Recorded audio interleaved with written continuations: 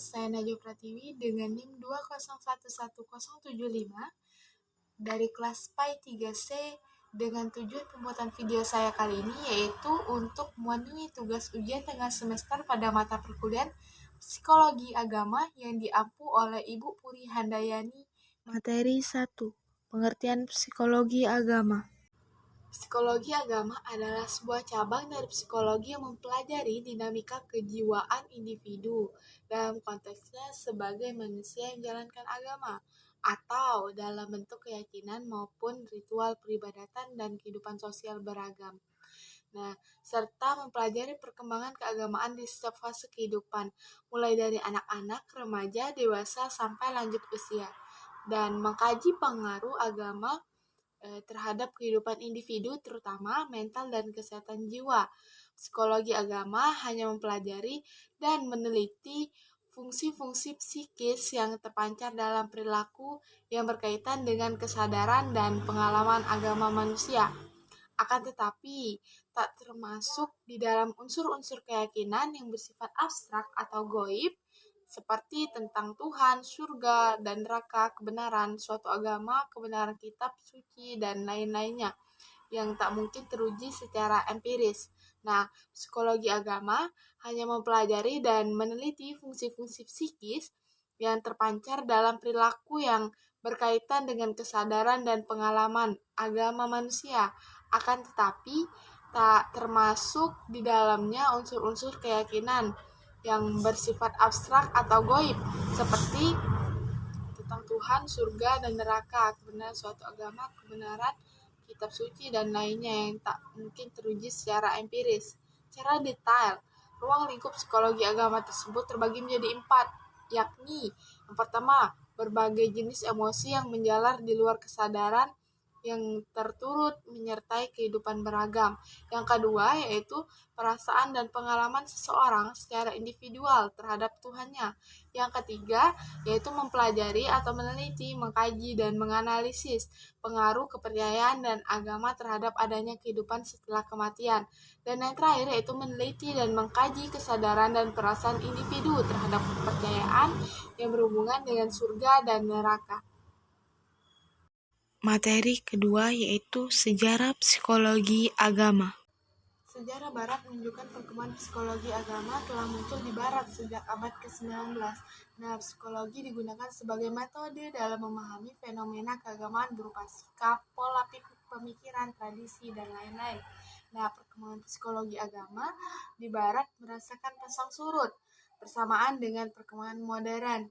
Pada tahun 1890-an, psikologi berkembang pesat, tetapi pada tahun 1930 sampai 1950, psikologi agama ini mengalami penurunan. Setelah itu meningkat lagi bahkan perkembangan pesat pada tahun 1970 sampai sekarang ini. Di dunia timur, khususnya di wilayah kekuasaan Islam, tulisan-tulisan yang berisi kajian tentang hal serupa belum sempat diberi isi. Seperti contoh, pada tulisan Muhammad Ishaq Ibnu Yasar di abad ke-7 Masehi berjudul Al-Syiar wal Al-Maghazi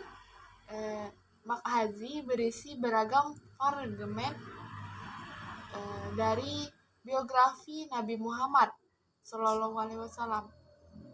Adapun di tanah air, perkembangan psikologi agama ini dipelopori oleh tokoh-tokoh yang memiliki latar belakang profesi ilmuwan, agamawan, dan ronde kedokteran. Di antara karya-karya awal yang berkaitan dengan psikologi agama ini adalah buku Agama dan Kesehatan Badan atau Jiwa tahun 1965, tulisan dari Profesor Dr. Andas Haji Aulia. Dalam psikologi agama juga terdapat beberapa metode yang digunakan, serta psikologi agama juga memiliki hubungan yang sangat erat dengan agama Islam. Materi yang ketiga yaitu perkembangan jiwa keagamaan pada anak dan remaja. Sebenarnya manusia dilahirkan dalam keadaan lemah fisik maupun psikis. Walaupun dalam keadaan yang demikian, ia telah memerlukan pengembangan melalui bimbingan dan pemeliharaan yang mantap, lebih-lebih pada usia dini. Nah, memahami konsep keagamaan pada anak-anak berarti memahami sifat agama pada anak sesuai dengan ciri-ciri yang mereka miliki. Nah, maka sifat agama pada anak tumbuh mengikuti pola ideal contact on of authority atau ide keagamaan pada diri mereka dipengaruhi oleh faktor dari luar diri mereka. Nah, hal tersebut dapat dimengerti karena anak usia muda telah melihat dan mempelajari hal-hal yang berada di luar diri mereka. Nah, mereka telah melihat dan mengikuti apa-apa yang dikerjakan dan diajarkan oleh orang dewasa dan orang tua mereka tentang sesuatu yang berhubungan dengan kemaslahatan agama. Orang tua mempunyai pengaruh terhadap anak sesuai dengan prinsip eksplorasi yang mereka miliki. Dengan demikian, kejahatan kepada ajaran-ajaran agama merupakan kebiasaan yang menjadi milik mereka, yang mereka pelajari dan para orang tua maupun guru mereka. Nah, bagi mereka sangat mudah untuk menerima ajaran yang banyak. Nah, banyak teori yang mengemukakan perkembangan agama pada anak atau remaja itu namun sejatinya sama tujuannya, yaitu untuk mendapatkan kebenaran agama yang hakiki. Materi yang keempat yaitu perkembangan jiwa keagamaan pada dewasa dan lansia. Masa dewasa adalah masa pencarian kemantapan dan masa reproduktif, yaitu suatu masa yang penuh dengan masalah dan ketegangan emosional. Periode isolasi sosial, periode komitmen, dan masa ketergantungan. Perubahan nilai-nilai, kreativitas, dan penyesuaian diri pada pola hidup yang baru. Nah, kisaran umurnya antara usia 21 tahun sampai 40 tahun, periode selama usia lanjut, ketika kemudahan fisik dan mental terjadi secara perlahan dan bertahap yang disebut dengan masa proses menjadi tua. Periode selama usia lanjut ketika kemunduran fisik dan mental terjadi secara perlahan dan bertahap yang disebut pada masa proses menjadi tua. Materi kelima, pengaruh budaya terhadap jiwa keagamaan. Pengaruh budaya terhadap jiwa keagamaan kebudayaan adalah hasil daya cipta manusia yang di dalamnya terdapat pengetahuan, keyakinan, seni, moral, adat istiadat sebagai aspek dari kebudayaan itu sendiri. Nah, kebudayaan ini cenderung menjadi tradisi dalam suatu masyarakat karena kebudayaan merupakan sistem nilai tertentu yang dijadikan pedoman hidup oleh masyarakat. Nah, tradisi keagamaan memberi pengaruh dalam membentuk pengalaman dan kesadaran agama, sehingga terbentuknya dalam sikap keagamaan pada diri seseorang yang hidup dalam lingkungan tradisi keagamaan tertentu. Nah, secara fenomena, kebudayaan dalam era global mengarah kepada nilai-nilai sekuler yang besar, pengaruh terhadap perkembangan jiwa keagamaan. Dalam kaitannya dengan jiwa keagamaan, dampak globalisasi dapat dilihat melalui hubungan dengan perubahan sikap. Nah, seperti hilangnya pegangan hidup yang bersumber dari tradisi masyarakat dan bersumber dari ajaran agama.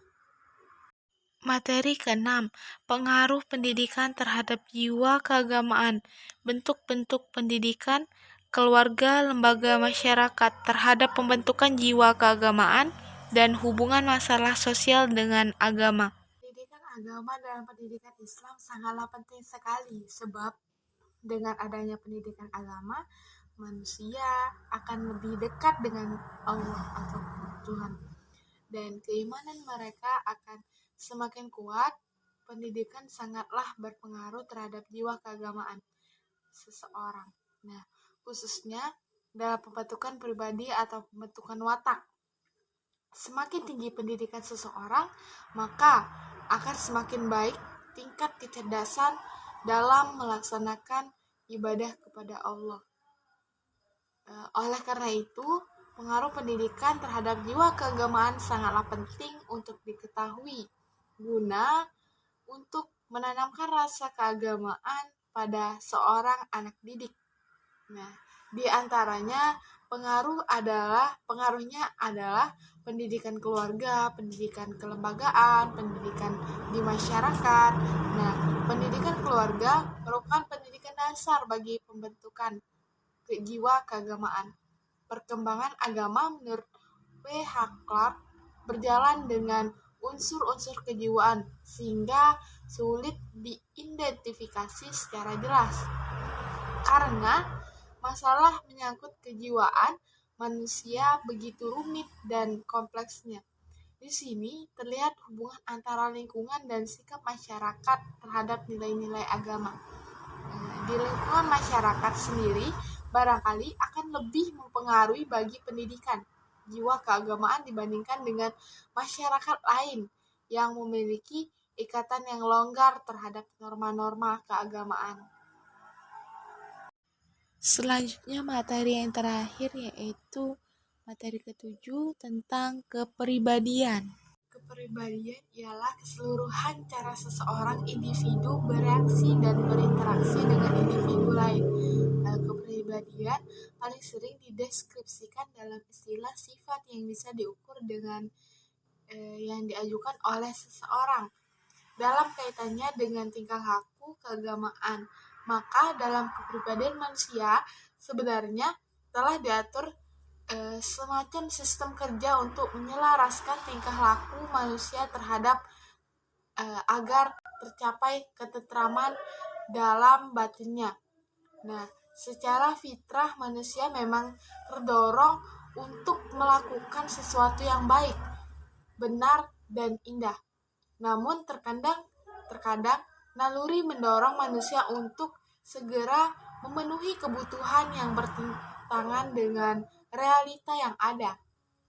Nah, dan sikap keagamaan merupakan suatu keadaan yang ada dalam diri kita, dalam diri seseorang yang mendorong untuk bertingkah laku sesuai kadar ketaatannya terhadap agama.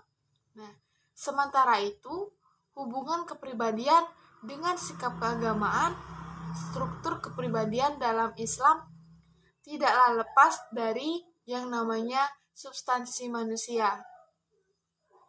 Substansi manusia terdiri atas jasad dan ruh yang masing-masingnya saling membutuhkan.